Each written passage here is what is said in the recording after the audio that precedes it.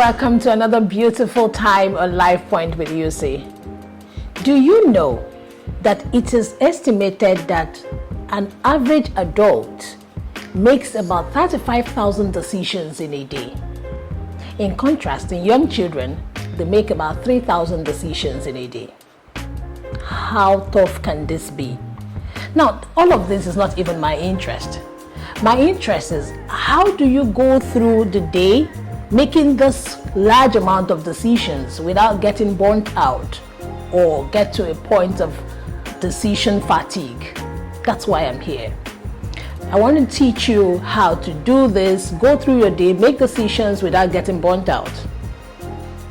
And how do you do this? You do this by making use of what I have called Life Tripod. Life Tripod consists of choices, decisions, and consequences. CDC. Choices, decisions, consequences.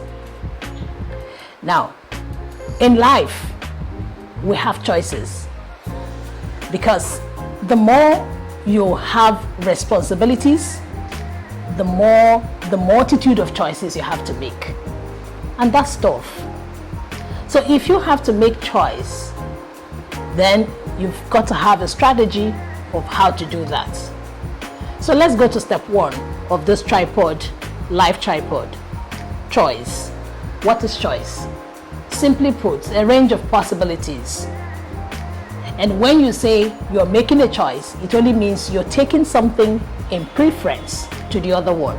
It means you're picking, you're selecting, you're deciding from the range of possibilities available to you. So that's the first thing you have to do in decision taking. How much choice or how much choices is available to you? Now, the fewer the choices, the fewer the range of possibilities, the fewer your options, the harder the task. Because what it means is that you are left with one or two options, and in some cases, no option at all. So that brings us back to the issue of values. At this time, you must bring in your value to know whether the options available align with your values. That's number one. Number two, decision. That's step two. In decision, what is it? You're talking about conclusion, you're talking about commitment, you're talking about your final say or your final take on something. But then it must be after consideration. So decision making is like an act or an action you take after consideration. So the problem here is most people try to run off without having a due consideration of the choices available to them. Remember, in step one, you have weighed your options. Now in step two, you want to make a decision. Now, I'm saying that this decision must be after consideration.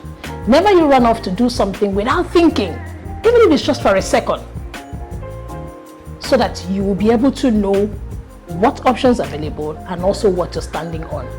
And thirdly, the third step in tripod is consequences. Consequences usually is the aftermath, the fallout, the outcome of your step one and step two. So the consequences usually people think is bad. No, you can have a good or a bad consequence. And what consequences does is that it reinforces a particular behavior, because it's usually as a result of something.